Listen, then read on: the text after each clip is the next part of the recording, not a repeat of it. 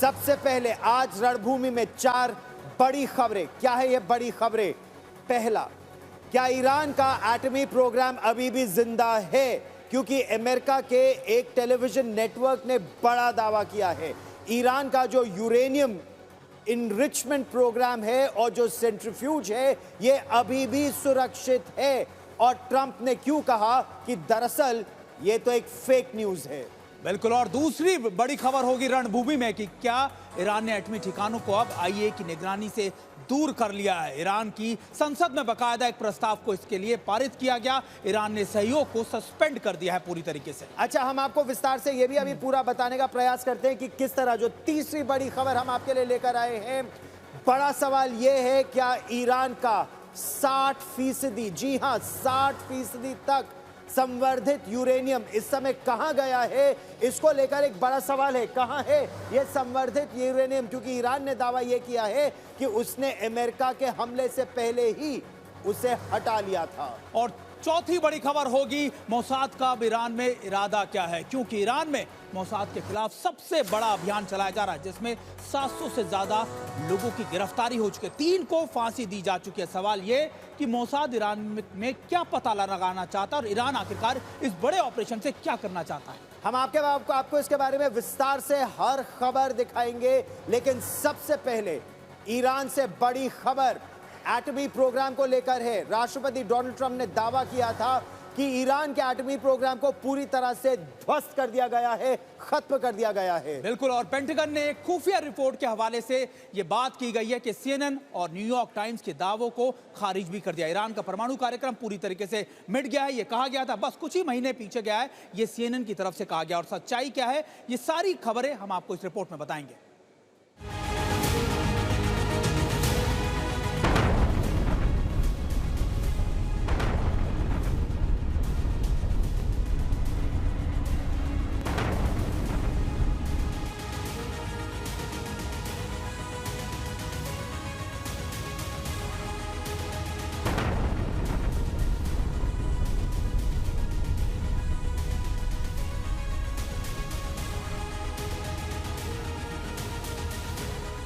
पहले इजराइल और फिर अमेरिका ने ईरान पर हमला सिर्फ एक वजह से किया, ईरान का परमाणु कार्यक्रम। आरोप यह है कि ईरान परमाणु हथियार बनाने से कुछ महीने या हफ्ते नहीं बल्कि कुछ ही दिन दूर है। और फिर फोर्डो, नातांज और इस्फहान पर अमेरिकी B-2 बम वर्षकों के हमले के बाद ट्रंप ने दावा किया कि ईरानी परमाणु कार्यक्रम को पूरी तरह नष्ट कर दिया गया है। This horribly destructive enterprise. Our objective was the destruction of Iran's nuclear enrichment capacity and a stop to the nuclear threat posed by the world's #1 state sponsor of terror. Tonight I can report to the world that the strikes were a spectacular military success. Iran's key nuclear enrichment facilities have been completely and totally obliterated. Trump ने कहा कि Iran का परमाणु कार्यक्रम पूरी तरह नष्ट हो गया है, लेकिन उनके ही नीचे काम करने वाले पेंटागन की डिफेंस इंटेलिजेंस एजेंसी की लीक हुई रिपोर्ट कुछ और ही कह रही है। सीएनएन का दावा है कि उसने DIA के 7 अलग-अलग लोगों से बात की है और सब एक ही बात कह रहे हैं, ईरान का परमाणु कार्यक्रम पूरी तरह नष्ट नहीं हुआ है, बस कुछ महीने पीछे चला गया है। अमेरिकी हमले के बाद नुकसान का आकलन करने वालों से जुड़े 2 लोगों ने इससे भी ज्यादा चौंकाने वाला दावा किया है। उनके मुताबिक ईरान के पास मौजूद संवर्धित यूरेनियम का भंडार नष्ट नहीं हुआ है। एक सूत्र का दावा है कि सेंट्रीफ्यूज काफी हद तक सुरक्षित है। एक और सूत्र का कहना है कि खुफिया आकलन कहता है कि संवर्धित यूरेनियम को अमेरिकी हमले से पहले ही एटमी ठिकानों से हटा दिया गया था। सीएनएन की इस रिपोर्ट ने सनसनी मचा दी। ट्रंप से लेकर उनके रक्षा मंत्री के दावे को झूठा साबित कर दिया कि ईरान का एटमी कार्यक्रम पूरी तरह नष्ट हो गया है। जाहिर है इससे ट्रंप भड़क गए और सीएनएन समेत तमाम मीडिया नेटवर्क्स को फेक बता दिया।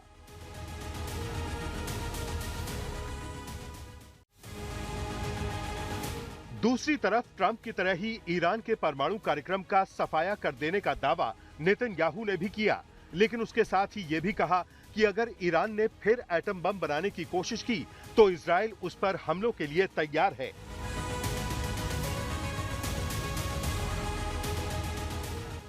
तो क्या नेतन्याहू को भी कहीं न कहीं लगता है कि ईरान ने अपने एटम बम के कार्यक्रम को हमले से बचा लिया है? इस बीच IAEA यानी अंतर्राष्ट्रीय एटमी ऊर्जा एजेंसी के डीजी राफेल ग्रोसी ने कहा है कि उन्हें इसकी जानकारी नहीं है कि ईरान का उच्च स्तर तक संवर्धित 400 किलो से ज्यादा यूरेनियम कहां रखा है। ग्रोसी के मुताबिक ईरानी अधिकारियों ने उन्हें बताया है कि अमेरिकी हमले से पहले उन्होंने उसे सुरक्षित ठिकाने पर पहुंचा दिया है। 22 जून को हुए हमले के बाद ईरान फिर से अपने परमाणु ठिकानों की मरम्मत में जुट गया है और ये बात सैटेलाइट तस्वीरों से साफ हो रही है। नतांज एटमी ठिकाने पर जहां अमेरिकी हमले से 2 बड़े गड्ढे बन गए थे, उनमें से एक को भरा जा चुका है। यानी जिस एटम बम के डर से इजराइल और अमेरिका ने ईरान पर हमले किए और 12 दिन तक भीषण जंग चली, वो वजह आज भी जिंदा है। आज तक ब्यूरो। और ये इस समय न केवल अमेरिका के लिए या इजराइल के लिए बहुत बड़ी चिंता की बात है। 406 किलोग्राम संवर्धित यूरेनियम आखिर कहां गया? ईरान के एटमी कार्यक्रम के मुखिया ने साफ कह दिया है कि तेहरान अपने परमाणु कार्यक्रम को बहाल रखेगा, वो रुकेगा नहीं। मोहम्मद इस्लाम ने कहा है कि ईरान को अंदाजा था कि उसके परमाणु ठिकानों को नुकसान पहुंचाया जा सकता है और इसीलिए इससे पहले ही उसने पूरी तैयारी कर ली थी, न केवल नतांज में बल्कि फोर्दो में भी, इस्फहान में भी और बाकी हर स्थान पर भी। बिल्कुल, देखिए मैं आपको ये भी बताते हैं कि मोहम्मद इस्लाम ने और क्या कहा है। इजराइल के खिलाफ 12 दिनों की जंग के बाद ईरान अपने परमाणु कार्यक्रम को हुए नुकसान का आकलन कर रहा है। ये ईरान की तरफ से कहा गया। फिर से बहाल करने का इंतजार किया जा रहा है और कोशिश की जा रही है कि प्रोग्राम को जल्दी से जल्दी शुरू किया जा सके। अच्छा, अगर हम आंकड़ों के जरिए भी आपको बताने की कोशिश कर रहे हैं और ग्राफिक्स भी, 13 जून से इजराइल की जो बमबारी शुरू हुई थी, 12 दिन तक ये ऑपरेशन चला, लेकिन बमबारी से ईरान के परमाणु कार्यक्रम को इजराइल का यह दावा है, अमेरिका का यह दावा है कि बहुत गंभीर झटका लगा है। कई सालों तक वो पीछे चला गया है। खासतौर पर रविवार की सुबह अमेरिका ने जब इजराइल के अभियान में शामिल होकर उसके 3 प्रमुख परमाणु ठिकानों को, फोर्दो जो सबसे गहरा 90 मीटर गहरा यानी 200 फीट से ज्यादा गहरा था, तो फोर्दो पे बंकर बस्टर से वार किया, इस्फहान पे किया और नटांज पर मिसाइलें दागी। बिल्कुल, और इसी बीच हम आपको बता दें कि IAEA की तरफ से क्या कहा गया। चीफ ने उनके कहा कि युद्ध विराम के बाद ईरान के विदेश मंत्री अब्बास अरागची और उनकी एक बैठक होनी चाहिए, जिसके लिए उन्होंने एक चिट्ठी भी लिखी है और सहयोग का अनुरोध भी किया। ग्रोसी ने यह भी कहा कि कूटनीति से ही एटमी समस्या का हल निकाला जा सकता है, लेकिन ईरान मुझे नहीं लगता कि इसके लिए तैयार भी हो पा रहा है। ताजा जानकारी के लिए सीधे आपको लिए चलते हैं। इस समय हमारे साथ टेल अवीव से शिवानी शर्मा हमारी सहयोगी जुड़ रही हैं। शिवानी, अगर इजराइल की बात की जाए तो इजराइल को इस बात पर भरोसा है कि उसने कई वर्षों के लिए ईरान के परमाणु कार्यक्रम को पीछे कर दिया है। सेटबैक बहुत बड़ा है। ईरान कह रहा है कि उनका कार्यक्रम जारी रहेगा, लेकिन इजराइल में किस तरह की चर्चा है ईरान के परमाणु कार्यक्रम को और बैलिस्टिक मिसाइल्स को लेकर?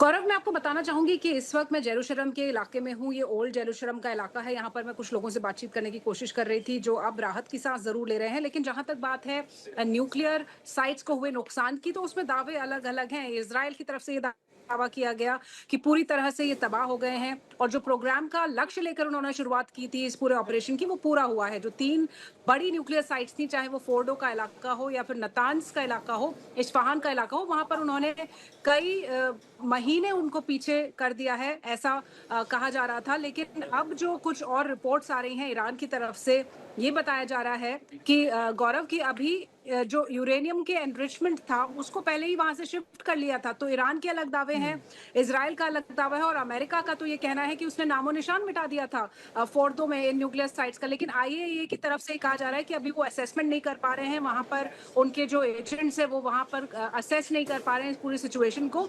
लेकिन जो खुफिया रिपोर्ट्स हैं वो कुछ अलग इशारा कर रही हैं। वो कह रहे हैं कि जितना बड़ा दावा अमेरिका की तरफ से किया जा रहा है, उतना बड़ा नुकसान शायद ईरान की न्यूक्लियर साइट्स को नहीं हुआ है। बिल्कुल, और शिवानी एक और चीज़, क्योंकि आप तेल अवीव, आप जेरूसलम इन इलाकों में घूम रही है, हमने देखा कि ये खबरें भी आई कि करीबन 33,000 से ज़्यादा जो लोग थे उन्होंने आवेदन किए हैं अपनी रीसेटलमेंट के लिए, चीज़ों के लिए। अभी वहाँ के ताज़ा हालात क्या है, कब तक ये चीज़ें ठीक हो पाएंगी, क्योंकि ये पहला मौका होगा जब इजराइल में भी इस तरीके का बड़ा नुकसान हुआ है। बिल्कुल, ये पहला मौका है पिछले कई दशकों में जब इज़राइल में इस तरह का इंफ्रास्ट्रक्चर लॉस हुआ है, इस तरह से लोगों की जानें गई हैं, 28 से ज़्यादा लोगों की जान गई हैं, 1000 से ज़्यादा लोग इंजर्ड हैं 12 दिन तक हुए इस ऑपरेशन में। और मैं जब जगह-जगह घूम रही हूँ, तो लोगों का ये कहना था कि उनके काम कारोबार बंद हैं, उनके जो बिज़नेसमैन हैं यहाँ पर भी यरूशलेम में जहाँ पर मैं अभी बातचीत कर रही थी, लोगों का कहना था कि टूरिस्ट बिल्कुल नहीं आए। पिछले 2 हफ्तों से बहुत ज़्यादा लॉस हुआ है। उन्होंने सरकार से अपनी दरकार भी लगाई है। इज़राइल की जो सरकार है उससे उन्होंने कहा है कि उनको जो ज़रूरत है उसकी भरपाई जल्द से जल्द की जाए। तो अलग-अलग जगहों पर रिस्टोरेशन साइट्स हैं जहां पर न सिर्फ जहां स्ट्रक्चर्स गिरे हैं उनको क्लियर ऑफ करके लोगों को होटल्स में ले जाया जा रहा है और जल्द से जल्द उनके घरों के लिए बंदोबस्त किया जाएगा। जिनके नुकसान हुए हैं, मॉनेटरी लॉसेस हुए हैं, उनको वहां पर फुलफिल किया जाएगा। और दूसरी तरफ कोशिश की जा रही है जिंदगी जल्द पटरी पर आए, जिन लोगों को अभी काम नहीं मिला है, जिनके पास काम नहीं है, पैसे नहीं है अपनी जिंदगी के रोजमर्रा के लिए, उनके लिए भी सरकार की तरफ से जल्द इंतजाम हो, ऐसी मांग यहाँ पे की जा रही। तो ओवरऑल बहुत बड़ा लॉस इस वक्त इजराइल के लिए भी हुआ है। ईरान के लिए तो लॉस है ही, लेकिन इजराइल के लिए बहुत बड़ा, ऐसा देखा नहीं था उन्होंने कई दशकों से। शिवानी, फिलहाल इस जानकारी के लिए धन्यवाद। दोनों ही देश इस समय उबरने का प्रयास कर रहे हैं क्योंकि ईरान अभी भी अपनी एटमी जिद पर अड़ा हुआ है। ईरान और सख्त कदम उठाने की बात कर रहा है।